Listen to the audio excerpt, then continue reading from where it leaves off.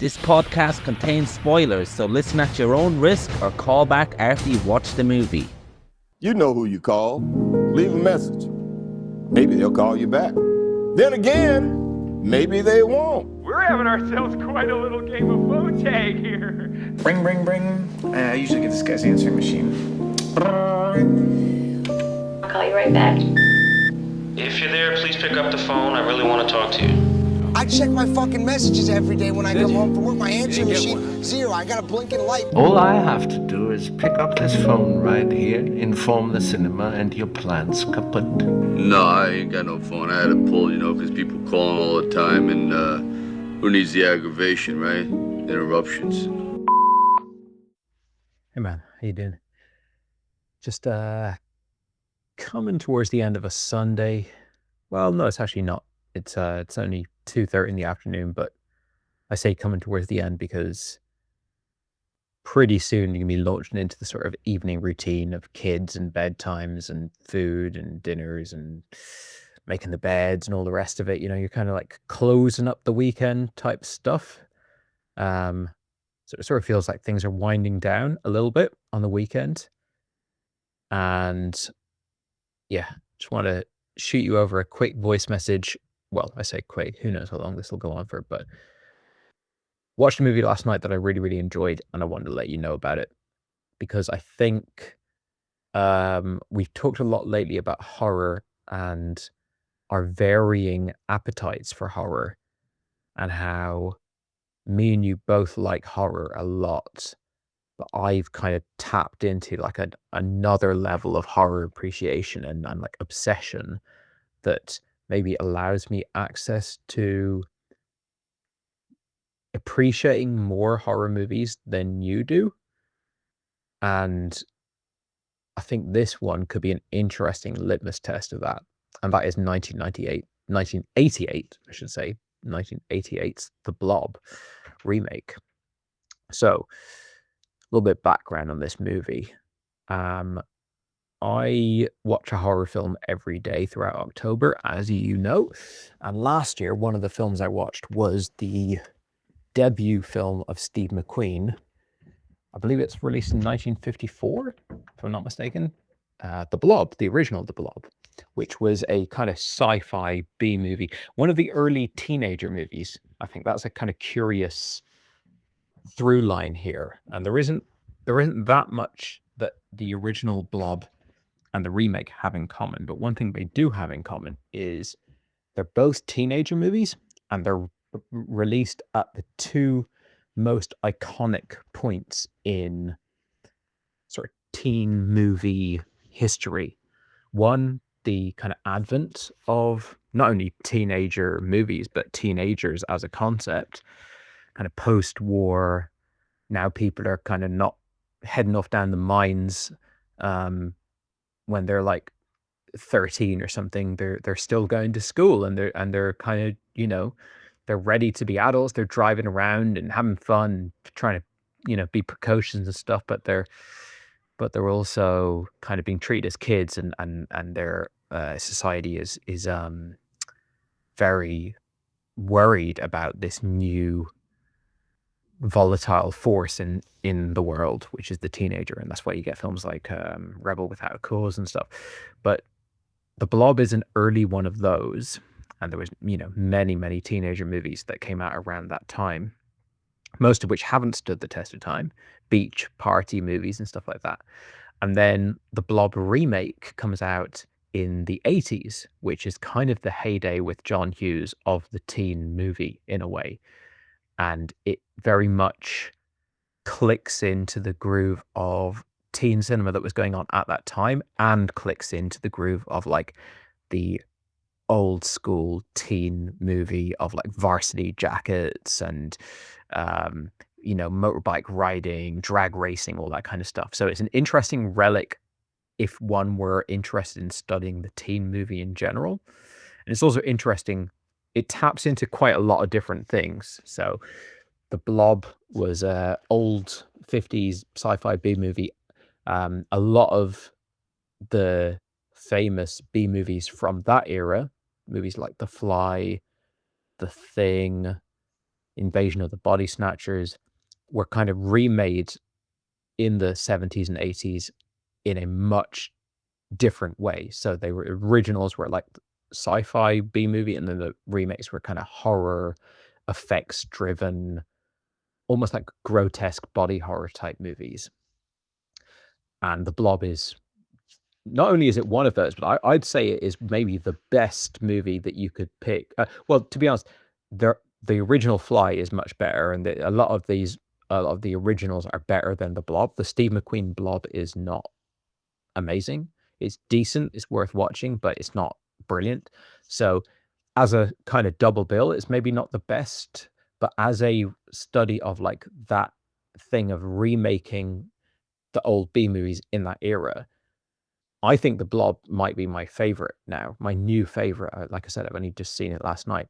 So I did a double bill last night. I watched Psycho by Hitchcock and I watched The Blob. Now, Psycho I'd seen once or twice in the past, and it'd been a long time I wanted to revisit it. And it's a masterpiece. It's a 5-star movie. It's perfection, really. It's just like absolutely incredible, and also like very, very interesting from a sort of horror history perspective in terms of the filmmaking and the background of it, and the influence of it as well. One thing that I think was a major shock in Psycho was that it set up this character as the kind of final girl. Like the in a horror movie, you usually got one or two characters that can't die. Like they've got plot armor essentially. Like there's no way that they can die. Other people can die, and we'll keep introducing people so that they can die. But we've got, you know, at least one character that can't die. They either will die at the very end or they'll never die. And one of the like, you know, major twists of Psycho was killing off that character kind of halfway through the movie. This film does a similar thing. So it's an interesting double bill in that regard. You've got like the jock character who's like the nice guy. He's not the pervy sports football player. He's the nice, pure-hearted guy who's got a crush on the girl. Shawnee Smith, I think is her name. She was the star of the Saw movies. And the killing of him, probably like a third of the way through the movie, or maybe halfway through the movie, is like a perfect example of how brutal The Blob is. Now, it's not a brutal experience watching it because it's such a fun, joyous, camp movie. It's very similar to the early works of Peter Jackson and Sam Raimi. This kind of like fun, silly, gory, crazy celebration of like special effects and stuff. So it's not a brutal, it's not a heavy movie to watch, but it is brutal in how nobody's safe. It doesn't matter if somebody's in love or they've made the right kind of moral choices or whatever. It's just like, no, fuck them. Like if the blob's going to get you, the blob's going to get you, kind of thing. And I think that is interesting now, all these years later, looking at as a Frank Darabont movie. We've obviously seen many Darabont movies since then, and he didn't direct it, but he wrote it. We've seen The Walking Dead, which he didn't originate that that world. It's obviously an adaptation, but most of his work is Stephen King adaptations. But even in adaptation, you look at the stuff that he's done throughout his career, and one of the most consistent through lines from The Mist to Shawshank Redemption to The Walking Dead is like, nobody is safe because they're the star or because they're good or anything like that. Like the most important thing is that the stakes of this world are fucking serious. And he comes back to that time and time again, to the point where even like the ending of The Mist is a deviation away from Stephen King's work, because Darabont is more brutal and he's less concerned with like being comfortable than even Stephen King. So I think it's a pleasure watching this fun movie where you, in any given scene, you don't know what's going to happen. And when someone does get taken down, the special effects in this movie are phenomenal. It could be huge, big special effects shots like the police chief's warped face slithering down the side of the exterior of the phone box. Or it could be just tiny little, like 1 second moments, like when the lead or the head government scientist guy, the black guy, I don't even know how to describe him, but when he gets sucked down into that manhole, just that the brilliance of the fact that the blob mass kind of pops up inside his helmet for a second, it's just constantly giving you brilliant, unique things to look at. We get to see so many unique effect shots. It's not like wheel out that effect again, like, wipe it down, get it ready, rig it up, let's do it again. It's every time you see the blob do something in this movie, it is like the specificity of that effect we have not exactly seen so far in the film. It's a comfortable, like cozy horror film in a way, because it's that all-American town. It's Nowheresville. It's almost like the mythological American heartland town, where you got the diner and you got the police chief and you got the bad kid who's like, wearing a leather jacket. We meet him trying to jump over a bridge on his motorcycle, and we got the football game kind of kicks it off, and that's true of the Blob as well. So I think it's a good example of a remake. Personally, I much prefer this film to the original. And I think, I doubt you've seen the original, to be honest, but like there's certainly no reason to go back to it. It's a curiosity if you want to, for some reason, take a deep dive into sort of 50s B-movie territory, or I guess if you're doing like a Steve McQueen retrospective. But this is like exhibit A, not exhibit A, but it's one of the exhibits, one of the pieces of evidence that you would use in making an argument for remakes, like Ocean's 11 and like a few other movies where you're like, sometimes you can find a movie, an old movie, that has some value. It is a decent flick, but didn't fully capitalize on what we could do if we made it now, we set it now, we use today's technology. And this is brilliant, and it uses so much, like the original, The Blob, is really hokey, but it does have some fun, interesting, novel, like in-camera special effects, and they're very rudimentary. So it's not, I definitely not trying to claim that they're sort of like best in class or some of the best special effects ever. Like, it is hokey stuff, but some stuff is kind of like, oh, cool. I can kind of see how they did that, and I think it was like, that works. They if you sort of put your B movie hat on, that's a fun little effect, and it's a cool villain, if you will, the Blob. But this movie does that. This movie is a great example of that, of doing this sort of pre-CGI, whether it's reversing footage or forced perspective or compositing different elements together, rear projection, everything. It's got a sort of who's who of the special effects that existed pre CGI, and this film came out in 1988, so it's very much like it would be one of the last effects driven movies that's not really very computer orientated, so kind of well worth watching on those grounds. It's directed by, I think his name is Chuck Russell. I watched Eraser this year and I hated it. I thought it was a terrible movie, and I think I watched it because I was like, oh, here's a movie from Arnie's heyday, kind of from like the era when Arnie was at his most potent at the box office in terms of his like superstardom, but I've never seen it before. So I watched it. I thought it was terrible. And the part of the reason I watched it is because, well, for starters, just what I've said there. Like, I kind of want to fill in the blanks on classic Arnie movies. But another reason that I went to it was because it is directed by Chuck Russell, who has got to be one of the most important directors in my own personal life. I would say that if you made a short list of like the 5 movies that changed my life or something, one of them would be The Mask, the Jim Carrey movie. I often think of like my um interest in cinema as being like pre The Mask and post The Mask. The pre The Mask is like the way I think of my daughter right now, where she likes watching movies, but she also likes like drawing pictures or like going to a cafe or something. Like movies are just like one of the many cool, like fun things you can be doing. And that's how I was up until I watched The Mask. And then when I saw The Mask, I was like, oh my God, movies?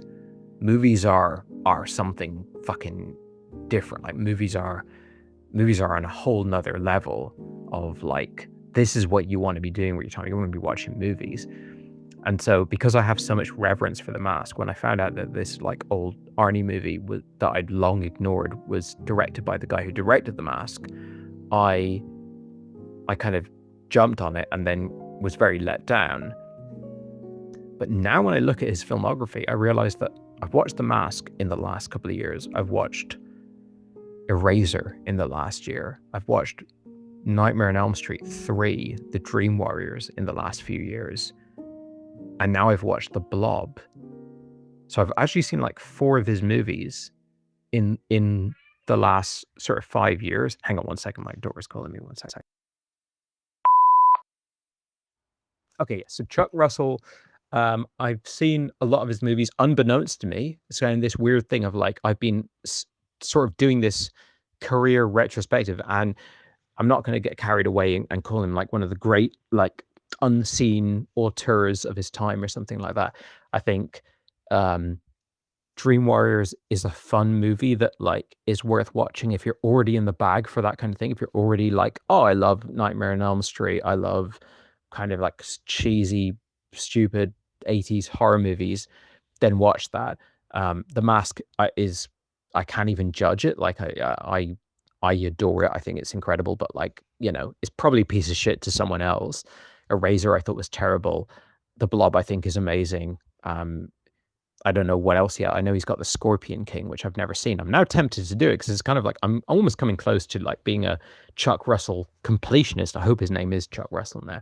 I'm saying it too much, but yeah, like I'm not here saying this guy is like one of the best fucking directors of his generation or something, but it's interesting when you kind of accidentally watch a whole bunch of movies by a director, and then you go, well, what was, if I had to kind of like distill this down to like what was actually special and unique and interesting about this person, it's like, well, he's an effects guy. Like his films have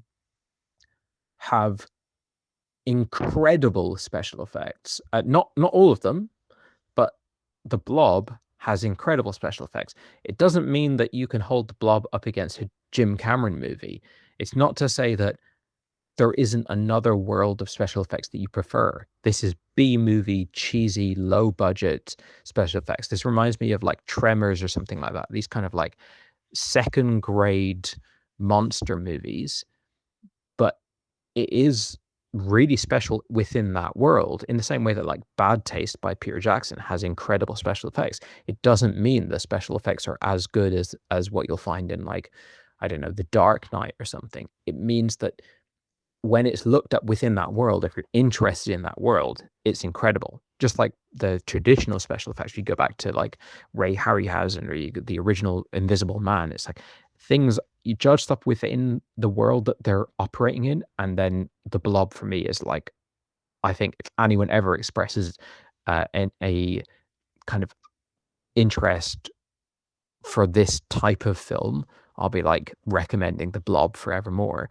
But then The Mask, in terms of like the early CGI, wacky, over the top special effects, it is in there as well. Like he's done that several times. And then Eraser, piece of shit movie. The special effects are not like great or anything, but I had a lot of fun with some of the special effects in that movie.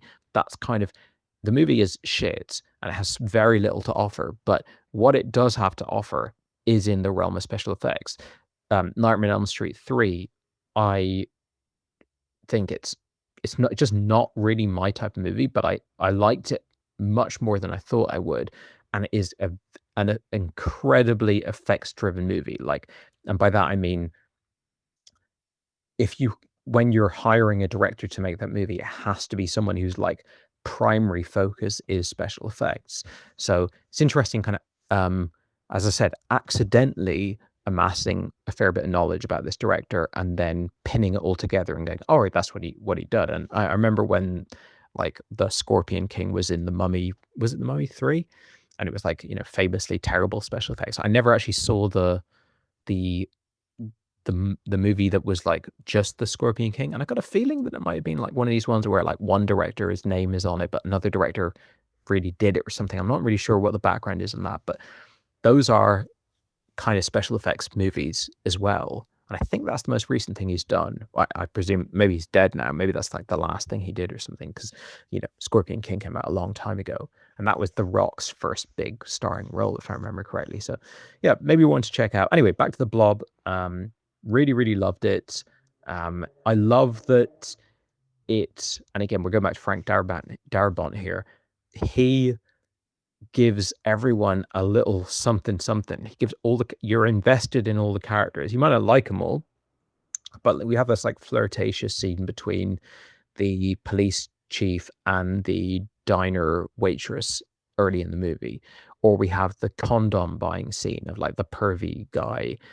We have like so many kind of like every single character. Well, I don't know about literally every character, but almost every character in this movie gets something. They get just a little something. They just get a little bit of establishing, and the town and the dynamics of the town just get a touch more establishing than you would get from a lower grade version of this movie.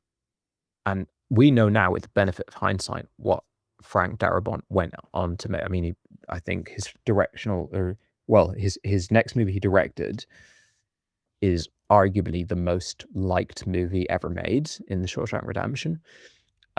He's clearly proven over the years that his like forte is like getting you invested in character. And this is a movie that like you would expect, I think, if you were back in 1988 seeing this movie, this movie comes out on Friday, you'd be like, this is gonna be absolute fucking piece of shit on the script level and on character and stuff like that.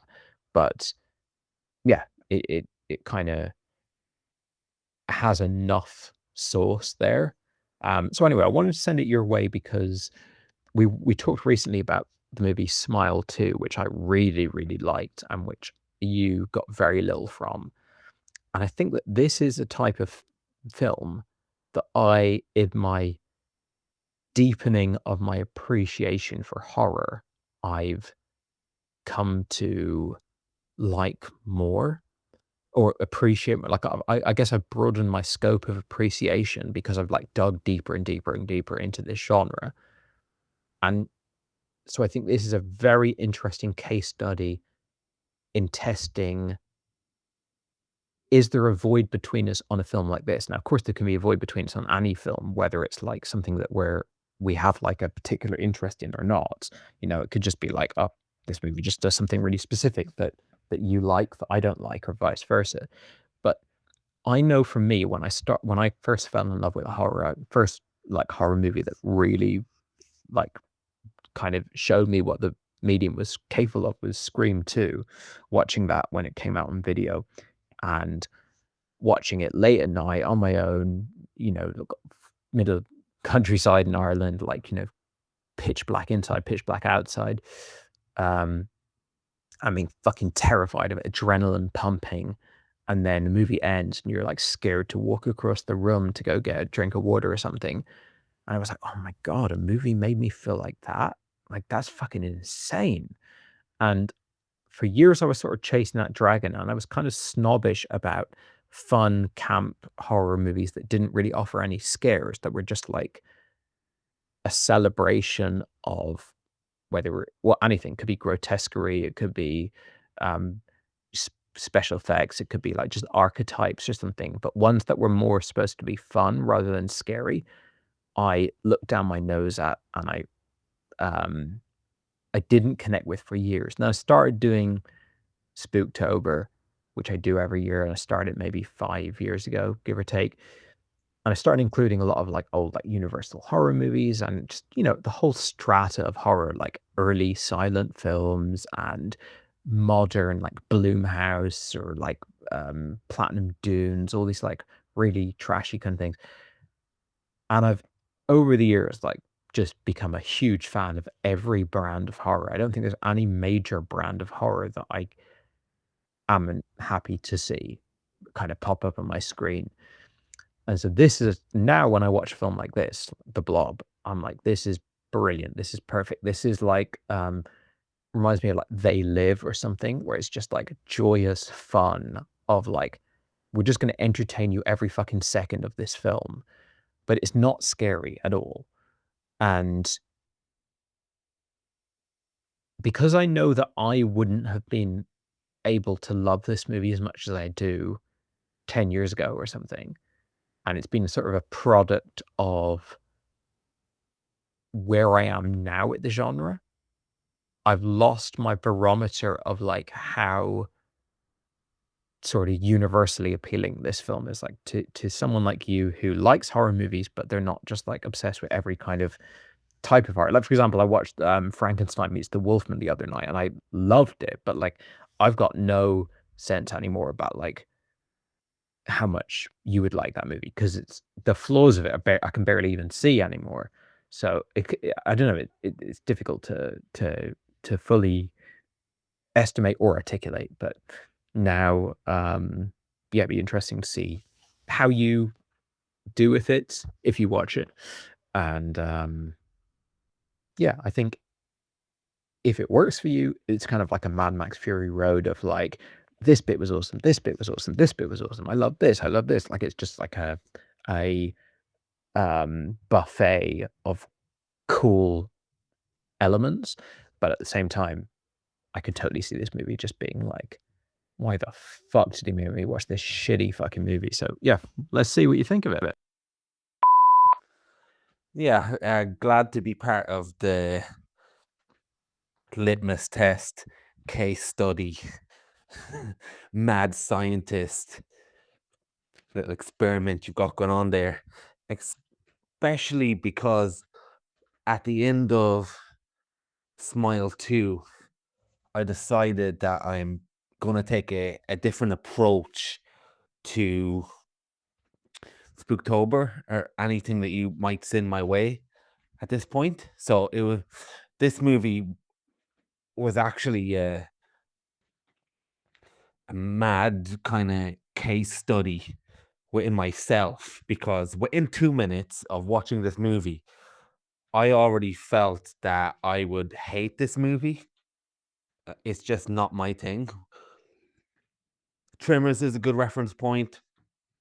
Sci-fi, the Sci-Fi Channel movie of the week. I used to have the Sci-Fi Channel. I used to have a lot of those movies on in the background. The Piranha from Outer Space, Ghost Shark, like these type of movies. And it's just the second that this town was set up, not so much in the initial football scene, because I thought it was going to be very on vibe with 80s movies in general at that time, so didn't give me any red flags. But the second that character, he played, I think, Dale in The Walking Dead, and he's often in a lot of Darabont movies. When he starts going into the diner and he has that scene with the waitress, and it's just that style of acting and that style of midweek sci-fi movie. Well, Dale, oh, well, hi, Dale, oh. And that guy is a good actor, but he's acting in that way. So it's certainly a style of a movie, like you mentioned, Tremors. And I just thought, oh no, I just don't like this type of movie. And of course, we've debated in the past, and probably one of the high water marks of a movie like this, of that type of tone, which I really don't like, is People Under the Stairs. So let's not drag up that disagreement of the quality of that movie again, but that type of tone is present in that movie a lot better than a movie like this. But yeah, upon realizing that, I'm watching this movie in bed. I've been feeling a bit fluey for the last few days. I come off Eddington, which was 2 hours and a half long, and this movie was 90 minutes. It felt a lot longer than 90 minutes. But anyway, so I'm settling down, watching this movie. Within 2 minutes, I'm identifying that I will absolutely despise my time with this vibe of movie and this type of thing right now. Oh, sorry. And then he stood on my cap. Come here. Sorry. So then, within those 2 minutes, which I've never really done before, but I'm desperately trying to, not to say enlighten my mind, but find something. Try and find a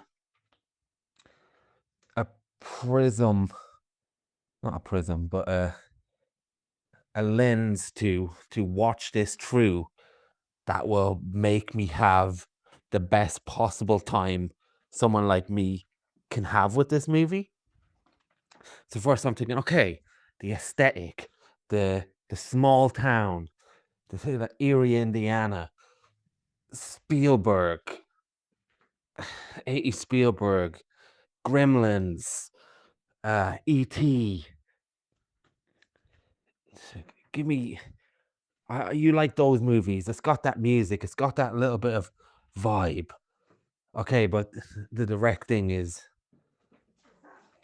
just not up to that standard. Like, and not that it has to be up to this standard, but it's just, even though it's wearing the coat of something like that, it's certainly not the person inside the coat has anything got to do with that. Then I'm switching. Okay, well, the early seasons of Buffy the Vampire Slayer had at times this type of acting and this type of camp. Okay, but Buffy was also funny, and these jokes are just not landing. It's not that the jokes weren't funny, it's just that type of way of unfolding the jokes, like there is a few good jokes in this movie, like when he's buying the condoms and things like that, but it's just how they're presented. It's just really just amateurs isn't the wrong word, but telegraphed to the point of any bit of humor could be gone from that joke is gone. Like when the teenager goes to the house, and it's a good gag that it's the dad in the chemist, but it's been so long on the newspaper that it just totally ruins the gag. It's constantly thinking of the most campest sitcom way to deliver the humors and the lines in this movie. So I'm thinking, okay, you can't get on board because this director isn't very good. So even though it's got elements of that type of, ooh, what's happening in this sleepy town, that doesn't work. You're trying to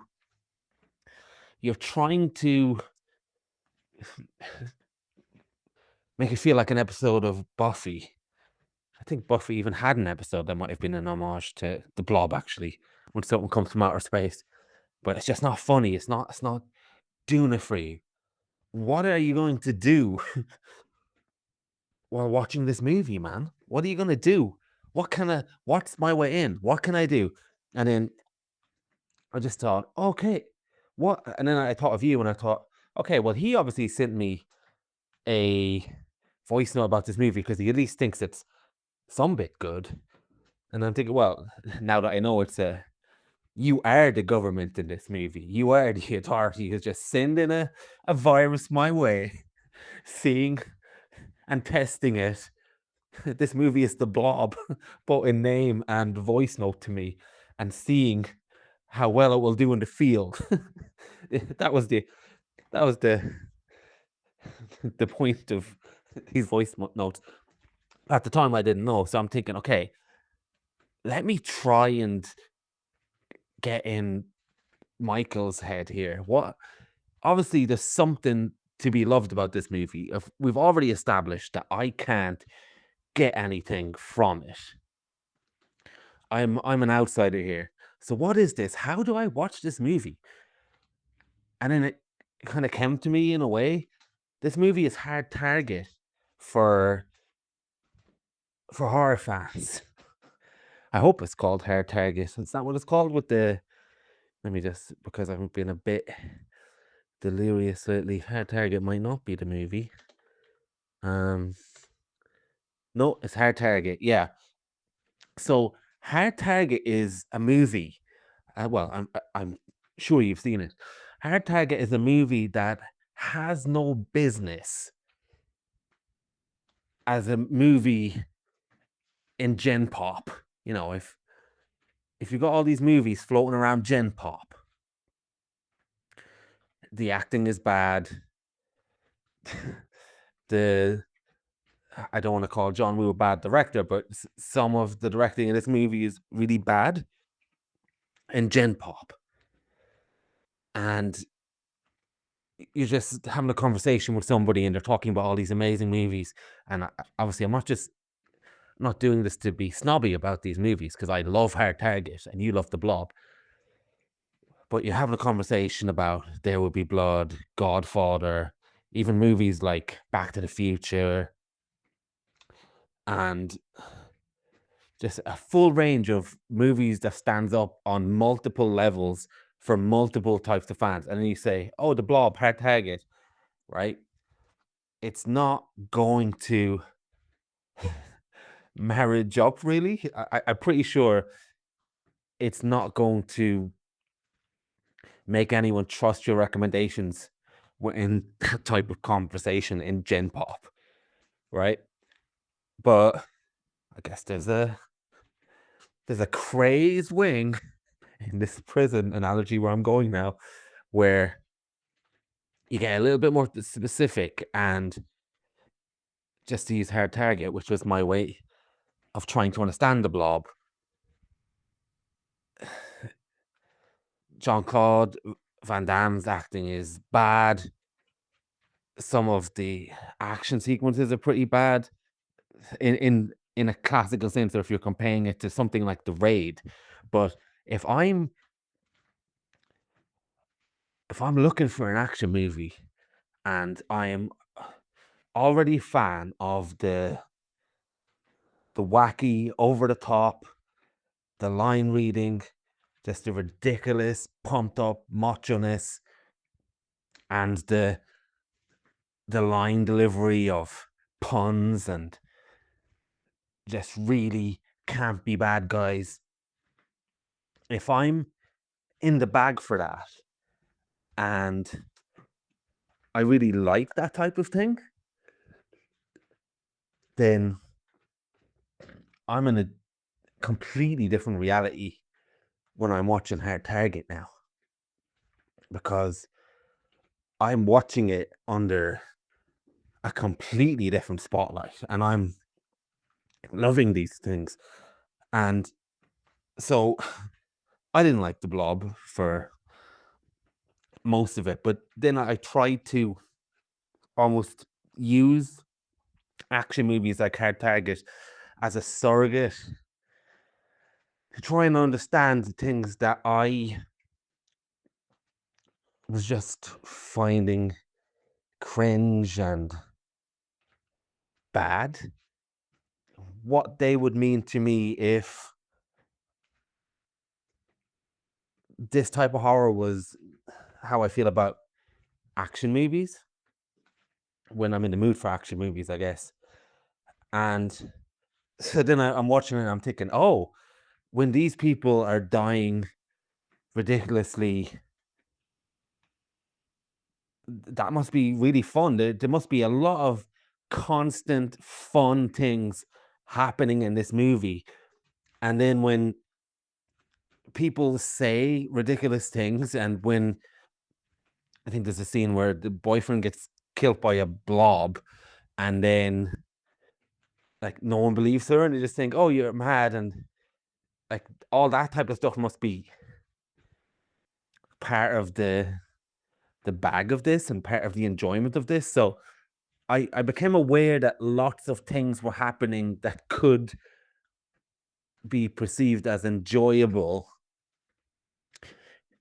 if I enjoyed them. That's the closest I got to this type of movie. And yeah, you mentioned that the teenager dying with a shock. In me, pretty much everyone dies in these type of movies in the same way that bullets fly in action movies. So it wasn't really a shock, and especially males are a lot more for the chopping board than the females. So I'd be much more shocked if the girl died than the jock guy died. So I didn't really get any of that. But there's a scene where the detective, not the detective, the cop in the diner, he dies off camera, and you just see him up against the blob in the phone booth when she's in the phone booth, and it crushes down, and then she gets crushed. And I'm thinking, okay, well, I guess if I just kept on coming back to the phrase, well, I guess if you feel that way about horror, this is a good scene, and that's a shock of some sorts. And then when all these things happen, and it's like Arnie saying, "Oh, have a nice trip." I mean, that's as camp as anything in that movie. But when Arnie says "have a nice trip," I'm like pumping my fist, saying, "Yeah, oh my god, oh!" I'm just really enjoying it. And that I had a question for myself and a question for you while watching the movie, The Blob. What is the difference between laughing at something or laughing with something? And it's a fine line, isn't it? Because I feel like I'm laughing at the blob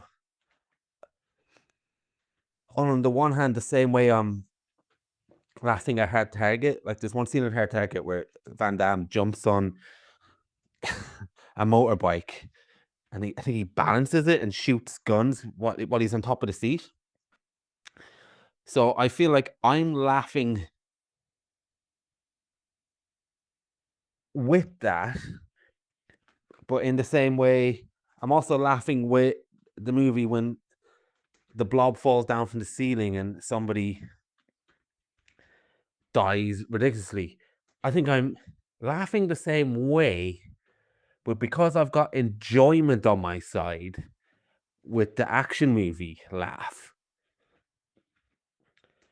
I'm getting something else as well. I'm getting endorphins from the laughter, if that makes sense.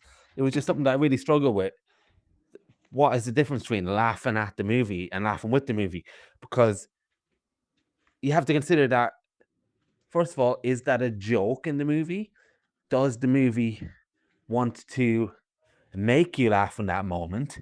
Because I'm pretty sure in a lot of these action movies that it's not necessarily intended to make you laugh. So by me laughing and have a good time, is that still laughing at the movie? So I suppose it comes down to if you're having fun with the laugh. It's just a question that I've really struggled with since watching this movie, because I just found it laughable, but I didn't feel good about laughing at it in the same way I would in an action movie.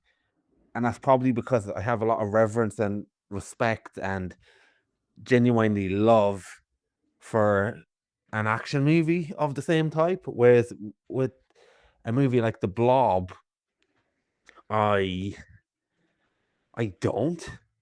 So yeah, it's just something I've been mulling with over and over in my head. Now the other thing is, you mentioned the effects, and I can see where you would get enjoyment from the effects. You mentioned the director, Chuck Russell. I love The Mask as a kid. I haven't watched it since, and I don't really want to watch it again after watching Ace Ventura: Pet Detective. I'll just leave it sit, so I can't vouch on that. But I feel like Eraserhead and Scorpion King are much more what this felt like to me. So again, because I was putting on my hat of why you would enjoy this movie, that's the lens I was trying to watch this movie. The effects, I can see why someone like you would enjoy them. I much prefer them than CGI, for sure. I think if you're in the bag for this movie, it's a very beneficial plus that you have this type of use of that effect to match the tone and match the campiness. By the way, I'm a massive fan of Sam Raimi, and I haven't watched the Peter Jackson movies that you've referred to, but with, Sam Raimi, I think he just nails this so much better. Now, obviously, it's unfair to compare to the best, but I'm just using that to illustrate the point that I'm not adverse to this done well. Obviously, you're making a case this is a brilliant movie, but I'm just saying I'm not anti this type of movie per se, but it's a fine line between something that's god awful and something that's really good with this type of tone, especially. You have to nail this for me. But anyway, with the effects, yeah, so the effects are a plus for how it's presented. But do you know what? A big problem what I had with the effects in this movie was I feel like the characters had to always move towards the effect, and there was very little sense of movement with the camera in order to make it tense. Or I know it's not the point, but it just felt a bit monotonous. Again, I'm not here for the equivalent of action delivery lines and count as bullets. I guess seeing people constantly die in different scenarios and ways to these effects, which happens constantly, if that's where you're getting a source of enjoyment from, then there's so many scenes that you would get enjoyment, like the sewers, the cinema. All these are great set pieces for that type of movie. Well, for me, I just felt like it was so limiting from the director's point of view and the implementation of this type of effect, because they constantly had to almost move towards the effect, or the camera itself had to be static to display and show the effects. So I was just watching people stilted or stuck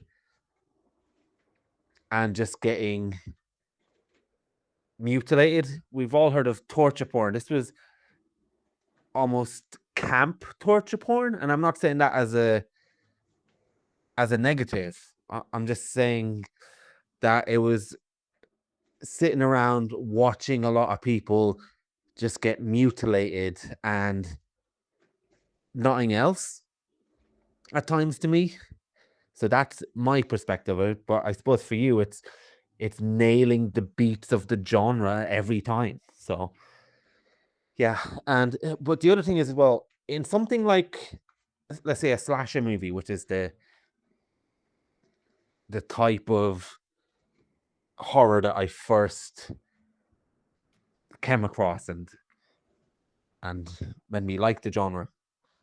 I feel like I'm a lot more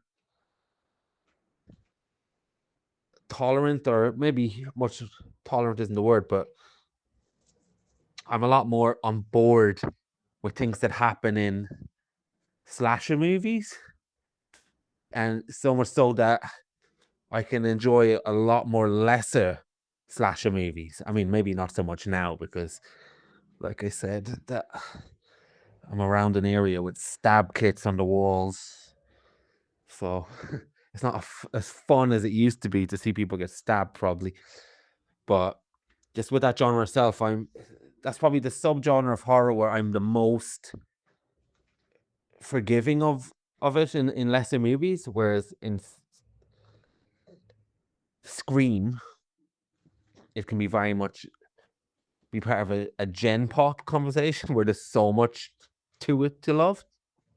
Then you have got something like, I noticed you did last summer, that okay, this is not a Gen Pop movie. This is very much of its genre, and again, something like The Raid as well. But I will say, when the hazmat suits lad shows up, it becomes much more of an action movie, and then the same jokes that happened in the campy horror landscape, I started to really like it. It didn't happen often, but it just goes to show you where I've experienced something in the same movie that hasn't changed tone, that hasn't changed anything that it has been doing except the genre, when it becomes sci-fi actiony. And then I had a brief good time, shall we say, when the hazmat guy shows up and he says, "You've heard of the dinosaurs? Yeah, well, let's wipe out the dinosaurs." And he delivers it as over the top and as ridiculous as everything else in this movie. But then I started going, "Oh yeah, yeah." And then when the motorbike sequence in the tunnels, where they use it to, I think there's another scene where he goes over the ramp and there's this gun scene and they get trapped, and then there's a scene where they're using the guns, shoot the beast, and the woman says, "You son of a bitch," and then we get a lot of action movie beats towards the very end of the movie, and then I started liking aspects of the movie. But then I also thought, okay, me and you are never going to be aligned in this way, because you're getting those beats every fucking second. So I can understand why you're having such a great time, because you're getting the equivalent every second probably in this movie, because presuming you're understanding my comparison, it's just hitting that sweet spot there must be every second in this movie there's something happening of the equivalent. And it's probably a really good time and really just good fun that you're getting endorphins, genre endorphins is probably a better way of putting it, because I got some of my genre endorphins towards the very end of this movie, and I'm thinking, oh, that was fun. But then I realized, yeah, I'm just getting what's in you is not in me, and never will be. When it comes to this type of horror, that this is so far down the rabbit hole that you will not find me, my friend. But yeah, it was interesting to really try, when realizing very early on that you would not like this movie, and try to find a way to watch a movie that you won't be on board with. It was quite an experience for my brain. Hey man, just about halfway through my workday here now on a gloomy, overcast Wednesday, although still quite mild for mid-October. Getting colder by the day, but getting a bit of a stretch into the year. Haven't had the heating on yet. Yeah, fascinating to hear your thoughts about the Blob. I think you've done a really good job of explaining this kind of experience of not being able to connect with a particular genre, and using the example of Hard Target as a movie that's from a genre that you do easily connect with, and therefore can really, really enjoy that movie and have a great time with it and love it. But you've, I think, quite correctly identified Hard Target as a movie that you kind of need to be in the pocket of that genre a bit to think it's brilliant. I think Hard Target is brilliant. I'm a big fan of action movies. I think The Blob is brilliant. I'm a big fan of horror movies. And it's just fascinating seeing, for you, someone who's like so close to being almost everything about The Blob is in your wheelhouse except for horror. And that's what's just so interesting to me. So I'm not sure how glowing my initial voice note was on The Blob. Sent it a few days back now, and I've seen a lot of movies since then.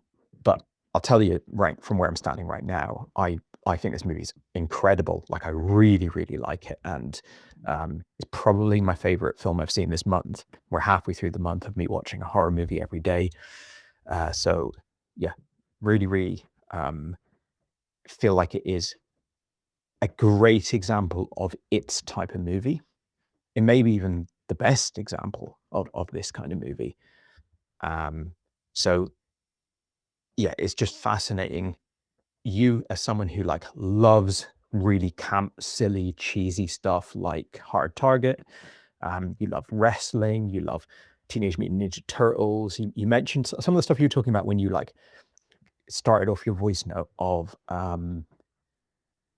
you start this movie and you immediately clock it as something that's going to be like a slog that you really hate, and you're trying to figure out your entry point into it. These things you're listing, like Erie, Indiana and stuff, is like, I mean, I don't think you quite clarified if you like Erie, Indiana, but I'm assuming you do. Like, it's just amazing how many things, like, so you could probably list like 50 things that you love, and I would read that list and go, this guy's going to love The Blob. And I guess what's happening is there's a friction there with horror that I just don't even have like 1% of that in my body. So I don't even notice that could like that's sort of a thing that divides The Blob and Hard Target, kind of. It's just like we're both just watching like silly, fun genre cinema. And you talked about how in the kind of third act of this movie, it becomes more of an action movie. You've got like the military personnel with machine guns and explosions and vehicles, and like, when you say that and you describe it in those terms, I agree that is the movie is sort of shifting gears into more of an action movie at that point. But as I'm watching it, I'm not feeling that at all, because I'm like so comfortable in both spaces that where you have the movie suddenly transform into something you can get behind, and then you're like, oh, cool, like just like cheering on this like stupid stuff. Like the guy, the scientist guy who like pulled the pins out of his two grenades, and then the blob lands, and it's just like a little nothingy explosion. Like that, I've been having, as you quite rightly said, I've been having those moments just nonstop through the whole movie. Like, it's fascinating to me how something that's so innocuous to me, that's so like not inhibiting my enjoyment of the movie, or even like I barely even am aware of it as being like an abstraction away from just like the core fun of it all, is like such a blocker for you. But obviously I have built up a library of horror tropes and sort of general trappings of the genre that are all comfort food to me, and you haven't. So when we're like, if we were sat beside each other on a couch watching The Blob, it's like one of us is getting fed, oh, I love this, I love it, like, just familiar, nice kind of ingredients of the genre, and the other one's like just not being really nourished at all. But yeah, really, really interesting. Like, for the record, I didn't send this movie to you as a purely scientific experiment to go like, exhibit B after Smile 2 of like, could you get on board with this? It's more, I think it's an amazing movie, and I wondered if you could connect with it, but if you could connect with it, I think you have to see it. Now, unfortunately, you haven't connected with it, but if this movie is for you, then it's a must-see movie, because I think it's one of the best that I've ever seen. Not one of the best movies I've ever seen, one of the best of this type of movie that I've ever seen.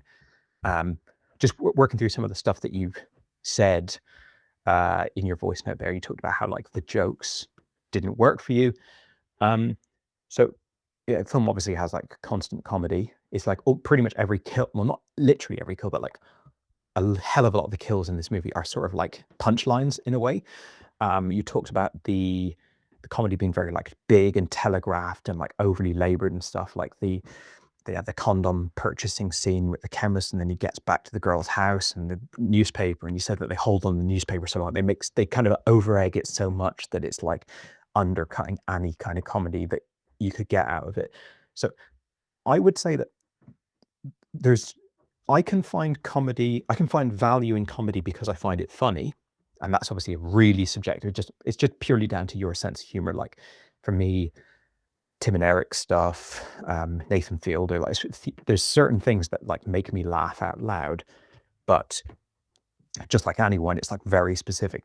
But then I can also find value in comedy that isn't making me laugh, like the comedy in The Blob, for example, like that condom buying scene, or the scene where he gets back. Like this to me is like the comedy in Back to the Future, or just old, like, I don't know, E.T. or something like that, Jurassic Park. Like that, it's comedy that's making me feel like it's got a nice, friendly, fun vibe to it, but it's not actually going to make me laugh. It's just, I appreciate that it's signposting that this is just sort of like a fun movie. Here's an interesting callback. Last year in Spooktober, which I do every year, watching a horror film every day in October, I had a film in there called Trick or Treat, which is a like beloved cult movie that's like a diehard following. And because I don't know what movies are coming up in Spooktober. I always like make the list a year in advance, so I've forgotten what movies are in it. But you kept on saying to me, there's one movie that you've got in your list that is like one of the worst films I've ever seen. It's fucking terrible. It's unwatchable. It's like the worst thing ever. And I didn't. And then at the end of the month, you revealed to me that it was Trick or Treat, and I was like, oh, that was good. I thought it was good. I didn't think it was like the best thing I've ever seen. And you were like, oh my god, I hate it. I think you had had it recommended to you in like overly glowing terms or something like that. But the comedy in Trick or Treat and the comedy in the Blob is like pretty similar. And I would say it's similar to the comedy in a lot of these like kids stuff like Goosebumps and stuff like that, where it's like it's not working for you, but it is working for me. But just for the record, it's not making me laugh. It's working for me in that it's making it just a kind of brighter tone overall. And I find it very charming, and I find it like naive and cute, more than I'm kind of watching this as a comedy. Exactly, like if I'm watching something specific as a comedy, then I better actually find the jokes like very funny and be laughing at them. But if I'm watching this as a sort of special effects, gory, like sci-fi horror creature feature type flick, then the comedy just has to like strike a nice friendly tone. I'm not sure if that's the best way of putting it, but the comedy did really work for me, but in that particular way. Yeah, just like looking through like some of the stuff that I've noted down from your voice note, like it is interesting, this thing of like you speculating what like the surely the other person watching this must be constantly being hit with good stuff, or there must be a lot of fun for them there in the movie, but not being able to see it. And yeah, for me, like I said, it's constant. You talked about how there's some movies that you're laughing at, and there's some movies that you're laughing with. You know, like famously, when Tommy Wiseau made The Room, I think most people, myself included, would say that he was making it completely earnestly, that it was not supposed to be funny at all, that it was a very earnest attempt at making something like Streetcar Named Desire or something like that. And then when it became the subject of ridicule and it became this huge giant sensation, purely as a source of laughing at it type of comedy, he then sort of went, oh yeah, no, I always intended it to be like funny, which is a very dubious claim that I don't believe whatsoever. But it is a movie that's managed to be incredibly successful, but as a movie that people are laughing at. And then there's movies that people are laughing with. I would say Paul Verhoeven's movies like Starship Troopers, that is supposed to be satirical and ridiculous, and you're supposed, but that's maybe too obvious an example. I would even say like, I mean, it's difficult to find the exact line, but let's say John Wick, the John Wick movies, or to go for another Keanu movie, Speed, like movies where something over the top happens, like the bus jumping the overpass link in Speed, where you're kind of like, it's not laughing in the same way that you laugh at comedy, and it's not laughing at it being shit or anything like that. It's just laughing at the fucking gumption of doing it, and laughing at how unseriously things are being taken. It's I'm not going to do a good job of explaining this, because famously comedy, even this weird like specific brand of comedy, is like hard to explain. As soon as you start talking about it, it's kind of crumbling in your hands. But I would say that for me, The Blob, and as we know, it's written by one of the great screenwriters of our time, who would, go on to make like movies that I think show that this guy isn't some sort of like amateur, completely incapable of writing compelling dialogue or scenes or whatever. I think the tone that he struck in this movie, and obviously it's combined with the actors and the director and so forth, but I think the tone of this movie is incredibly deliberate. I don't think anything in this movie registered to me as being just a clumsy outcome of ineptitude. I think when stuff happens in this movie, like crazy, ridiculous stuff, that it's that's what they wanted to put on the screen. So this is a remake of an old B movie, and I don't think, like, for starters, it's kind of crazy even making the Blob once, never mind making a sequel and then a remake to it. If in 1988 you're choosing to make the Blob, and you're choosing to make it as this big, goofy, like special effects spectacle kind of thing, and you're choosing to make it with these characters and all these like comedic moments and stuff, I think you're making this as a sort of like silly, like joyous celebration of like fun. And so Annie laughing, like, let's say, what's his name, Kevin Dillon, like on the motorbike driving through the sewers and stuff, like, that's ridiculous, but it's just fun. So it's, if you want to put it in the binary of laughing at it or laughing with it, I think it's very much laughing with it.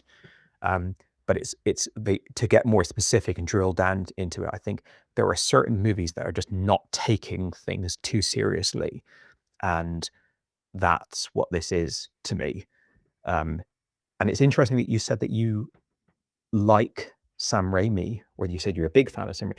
Are you talking about, like, which Sam Raimi are we talking about here? Because once you get to A Simple Plan and Spider-Man, that stuff, like, that's then a completely different director has taken over. There's shades of old Sam Raimi in his latter work, but really it's a very different thing than what he started out with. I would say particularly Evil Dead 2 is a good litmus test of, do you like that? Because if you like Evil Dead 2, and I'm not saying it's exactly the same as the Blob, and I'm not saying you can't like Evil Dead 2 and not like the Blob. I'm not saying that at all. But it's extra surprising to me if you would say you're a big fan of that Sam Raimi and still not like the Blob, because I think, again, they're just zany, madcap celebrations of goofy special effects, over the top wildness, and of all of that kind of world of movies. I think I particularly like the Blob. I think it's probably my favorite one because it's hitting so many of the, like, the Twin Peaksiness of, like, the small American town with the sheriff and the waitress and the quarterback and the cheerleader and the rebel, and it's just all of the archetypes, I don't know, work so well. It's almost like It's a Wonderful Life or something. But I guess it just has a bit more. If we're watching a horror movie that's not scary, then I'm kind of like, well, what's all the other stuff in the movie? And this movie just, like, loaded up with so many things that I like. And you talked about how it was, I think, using a nice turn of phrase where you say it's like, this is like camp torture porn. And the torture porn genre, I think we probably feel relatively similar about. Obviously, I have more of a, like, I like horror more, so, like, inevitably I'm probably going to get more out of any torture porn movie than you're going to get out of it. But it's one of my least favorite genres of horror. And because increasingly I'm such a horror nut, I would say that at this point I could probably watch Hostel now and like it. But when it came out, I was like, this is fucking terrible, because I remember when the torture porn genre emerged and became the big thing, my big problem with it was I find it scary when the killer is stalking the girl in the background every time she goes around a corner.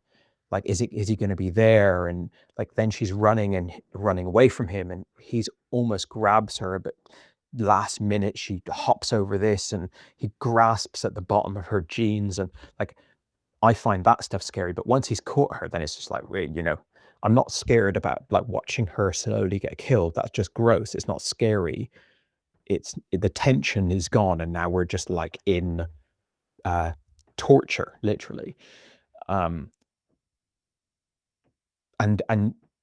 it was a lot of those torture porn movies, especially the like not particularly good ones, they would be like not even really doing any good work in that chase, tension, building suspense kind of mode, and it would just be the whole focus to be on the special effects of the torture porn, and so you'd be watching that, like the joy that I wasn't experiencing, but some people were experiencing, was like in how extreme the mutilation and the special effects were kind of describing that or showing it.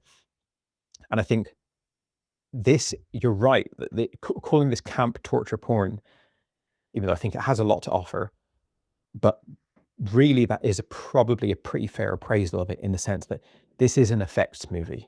That's why I say Raimi, Peter Jackson, Cronenberg, like this is a movie that you watch because you want to many times in the movie see a special effect that you get a big hit out of.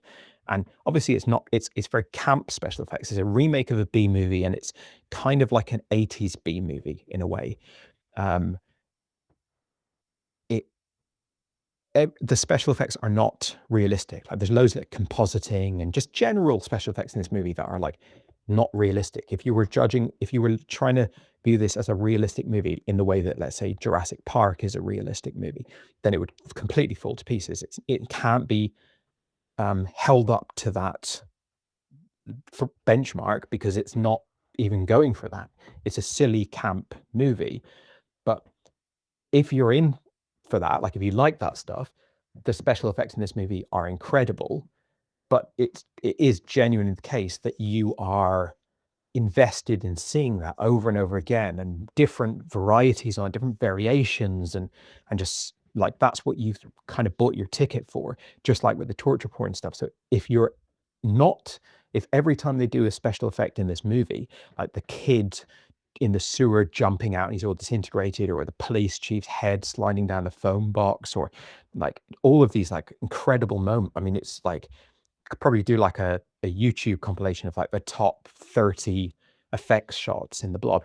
If that's not floating your boat, then you're kind of missing out on the best thing that this film has to offer. And yeah, just one last thing. Like, I love your turn of phrase when you said that when it switched gears into the action movie, you're getting the genre endorphins. And yeah, just like you said, I'm getting the genre endorphins constantly in this movie. And I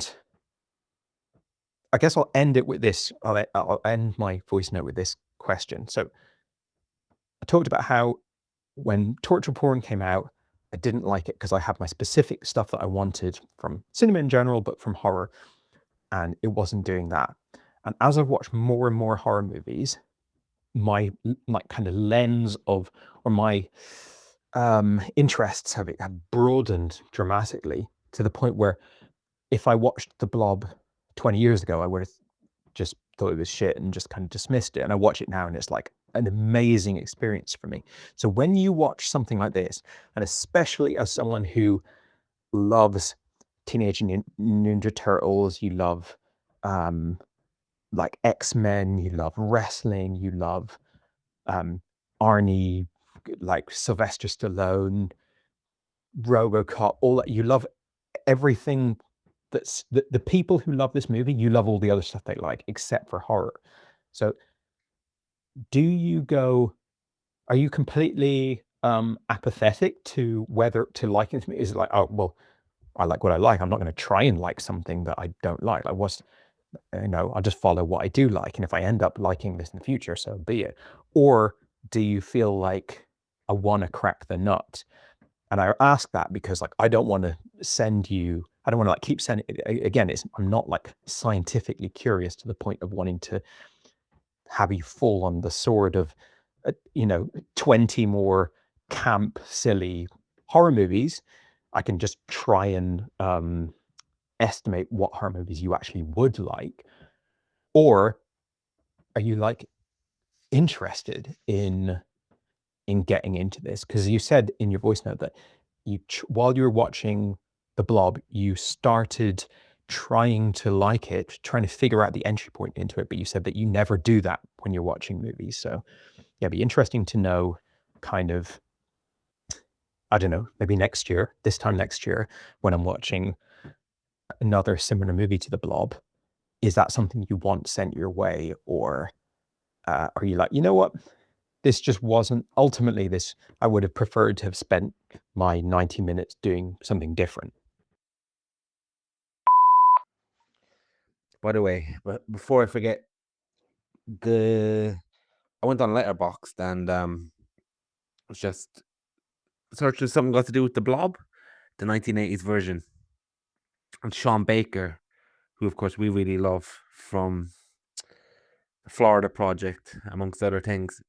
He puts a review and talks about how much he loved it so much the first time, blah blah blah blah. But I don't know where you watched this movie, but he's saying that the extras on the collector's edition for the Blu-ray are insane. So that might be up your street. It's got the audio commentary with the director and the special effects artist, Tony Gardner. Considering how much reverence you have for the special effects, it's got interviews with the cinematographer. It's got the mechanical designer, the production designer. There's so many things on this collector's edition Blu-ray that you would love, that it might be worth your while. And there's a bunch of audio commentaries, but it might be worth your while diving into it since you love the movie so much. Just to answer a few of your unanswered questions there that you asked me. My favorite Sam Raimi movie is Drag Me to Hell. And I also liked the Evil Dead. Now I haven't seen the second one. Is that Army of Darkness? I haven't seen that. So I would say, from memory, Drag Me to Hell really hits it out of the park with the type of horror and then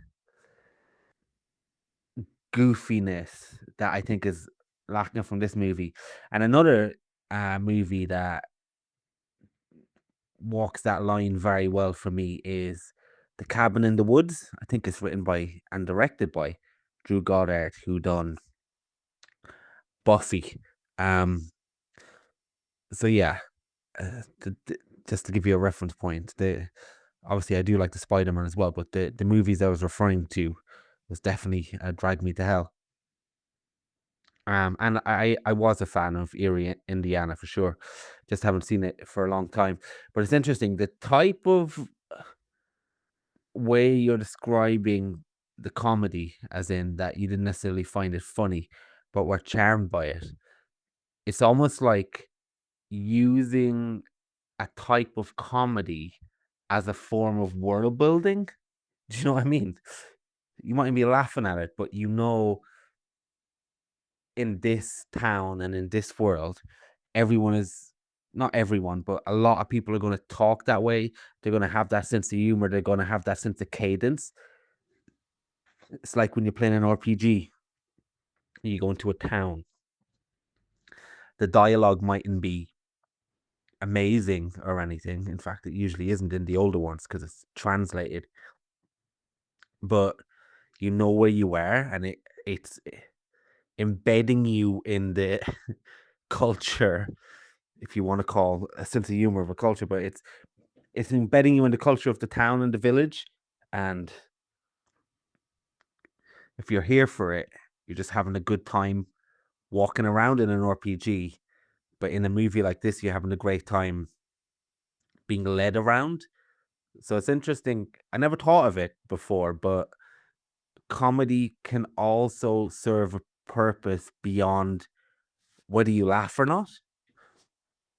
Especially in a movie that's a hybrid where it's not an all-out comedy, but it is being used to serve other purposes. It just never clicked beyond a subconscious level what it does.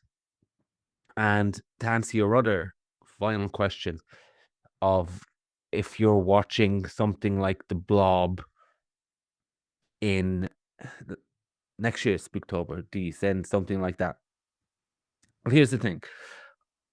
I feel like, given all my misgivings and how I feel about the movie when I watched it yesterday.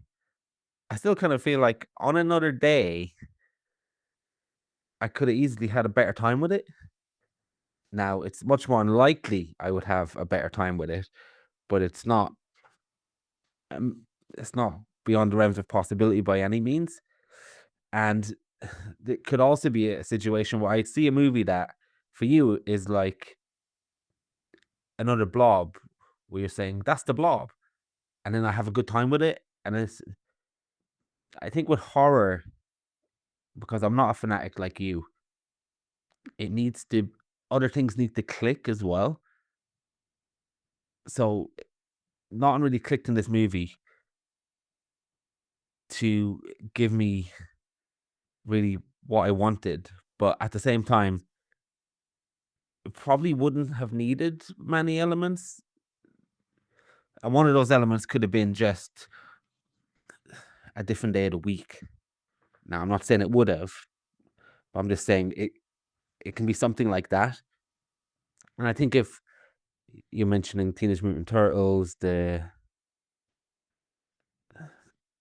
some really this vibe stuff in different realms that I've liked, like with wrestling and things like that. And Turbo Kid, if you ever seen Turbo Kid, it's probably way more extreme than the Blob. But I think what these movies capture is a sense of almost like innocent, childlike fun when you're playing with your action figures.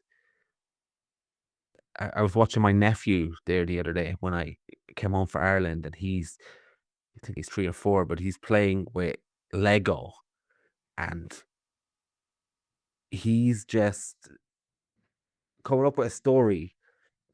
It doesn't make sense, but one of the things that's really enjoyable in his story is that a storm comes and smashes these pirate ships and smashes this island and smashes this treasure. Like that keeps on happening, and there's no rhyme or reason. But when it happens, he's getting really excited by the things that happen, and it's like where fun and stupidity go to have a baby. These type of movies where it's just there's no room for, oh well, that didn't make sense. Oh, come on. Oh, what? That wouldn't happen. Like there's no room for that when a kid plays, and there's no room for that with these type of movies and these type of action movies. So yeah, it has to be able to capture that. So to answer your question, I think what would be interesting, right? We have a pact when it comes to movies to just say, "Oh, you need to watch this. Oh, watch this." But that's because there's a big chance that one of us is gonna like it, right? Like a big chance. I wonder would it be a more useful exercise with something that I've had consistent bad experiences with, to almost give a line beforehand. I wouldn't want you to do that in general, uh, far from it. But if it's something that I've consistently just had a bad time with in the horror realm, I wonder,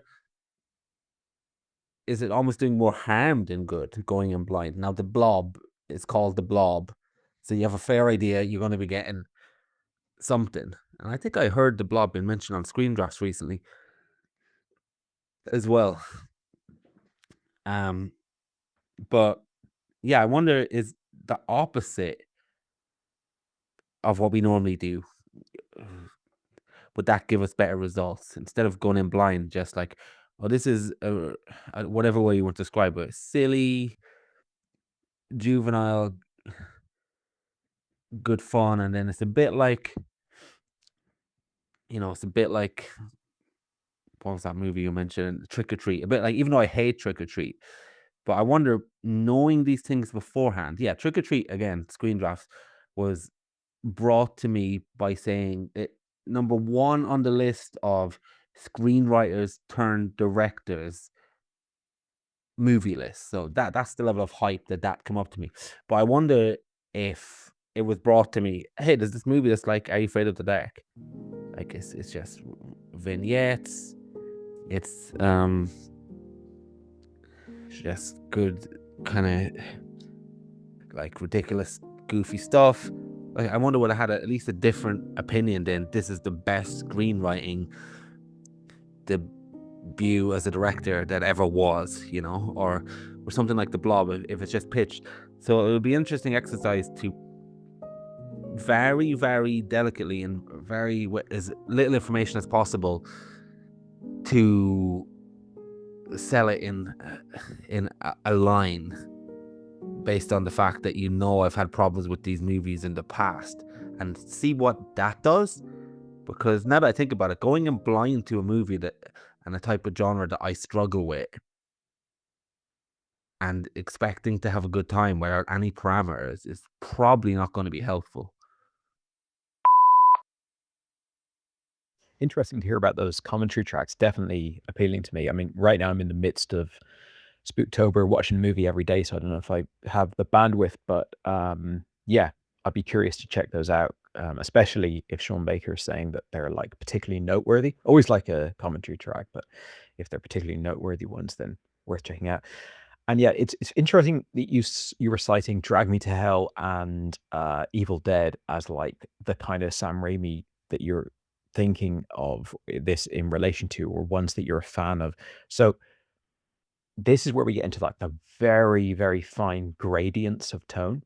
Drag Me to Hell and Evil Dead 1, I would say, are not comedic. Now, it doesn't mean that they don't have some of that kind of comedy of what we're sort of talking about, of like the can you believe the audacity of that shit like that. I mean, there's in their bit where in Drag Me to Hell where like the old hag woman like pukes into her mouth or something like that. Like, there's wild stuff that kind of that provokes a sort of like laugh of disbelief of like, oh my God, I can't believe what I'm seeing. But Evil Dead 2 and Evil Dead 3, now they're like full blown comedy, I would say. So that is more the Blob. Like the Evil Dead 1, as much as it is a wild effects movie, I think it is definitely trying to be scary. Whereas Evil Dead 2, I mean, I feel like they've sort of made a different choice. It's still a horror movie, but like they've kind of like the Blob gone. The emphasis is going to be on fun rather than on scares, and it's going to be very sort of comedic and sort of tongue in cheek and stuff like that. So, but we're getting into like fine lines here that are not necessarily easy to define or articulate, but you can kind of hold one movie up against the other and you can go, well, he liked this one, but he didn't like this one. And you can see that there's definitely a tonal difference, certainly with Drag Me to Hell and Evil Dead 1 compared to The Blob. And then to your point about setting the movie up. So as you said, when we want the other one to watch a movie, we just say, we try and make as little song and dance as possible, which is like, watch this movie. Sometimes I'm like afraid that you're going to read something about the movie and I don't want you to, because I'm like, I know that it would be better to go in blind. And then I'm like, if I just tell him to watch it and I don't say, don't read anything about it, maybe he will read something about it. But if I do say, don't read anything about it, then I'm kind of like implying that this movie is going to be so shocking when you see it. It's going to be like you have a clue what you're in for, kind of thing. Like I'm over egging that, so it's always a tricky thing. But I think you're right when it comes to a movie that's like really outside your wheelhouse, or just a movie that's like maybe it is in your wheelhouse but under the right conditions. You know, like I'm actually like not that uncomfortable with you telling me stuff about a movie beforehand. I think it's maybe you're a little bit more precious about that kind of stuff. Like especially if, let's say for example, you put me onto a movie and it's like a slow 2 hours and 45 minutes like drama that's like real slow paced and everything like that. I would appreciate you saying to me, you want to be watching this when you got the headspace. It's a slow one. You want to like make sure you're not distracted, or equally, if you put me on to like watch like Pacific Rim or something, but like, this is just a stupid, dumb, big movie, but like, watch it when you want a big kind of like blockbustery CGI fest type of thing. So certainly next time I put you onto something like The Blob, I'll be like, this is The Blob. This, or like you said with Trick or Treat, maybe even if you'd been told this is Are You Afraid of the Dark or Goosebumps or one of those things, but like a movie version of it, then maybe if that's exactly what if you kind of sat down, you'd be like, I voluntarily want to watch Are You Afraid of the Dark, the movie, then I think at that point, if you have made that decision, then Trick or Treat is, in my opinion, like a very good version of that. But yeah, when it's something that's a bit more trickier territory, like you said, knowing something beforehand is probably good. I'll keep that in mind. But yeah, anyway, I guess that's The Blob. I will maybe try and hunt down those commentary tracks, and yeah, I'll let you know if I find any interesting tidbits in that. Yeah, I mean, we're talking about fine lines, as you said, but Drive Me to Hell does have a dancing goat that's possessed, and it does have Justin Long. And if those two things don't scream comedy, then I don't know what does. But I get your point. The other thing is, I mean, you say you don't want to hear stuff, but it's a big responsibility. Like what you cited there was fine. It's going to be a long movie. It's going to be. I think even as it's a slow movie is a dangerous word to be using, because if you don't find it slow, then you you've definitely done something. And I can't remember what documentary we were watching a few weeks ago. I think it was a Casa. I said you'll enjoy it. An innocent world like you'll enjoy it was enough to drastically alter what you felt. So it's not so much I'm more sensitive to these type of things. I just don't want the responsibility of drastically altering someone's experience by saying words that I shouldn't say. But I guess in very genre heavy things, in the sense of action movies or this type of horror, I think it's okay. But then with other genre movies, you better be sure that it's a deep dive into that genre before you start throwing words around like it's a thriller, it's a comedy, it's so and so. But yeah, try and hunt down that Blu-ray extras. I'm sure you'll appreciate it.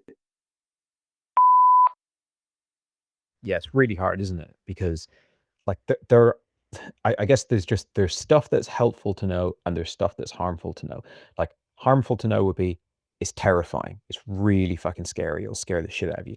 But like stuff that's basically almost telling you like what your emotional response to the film will be, which is the same as saying it's amazing, it's great. If you're basically telling me, I'm not saying you would do this, but like if someone's telling me like how I'm going to react to the film, then that's like it's putting me on the back foot right from the get-go.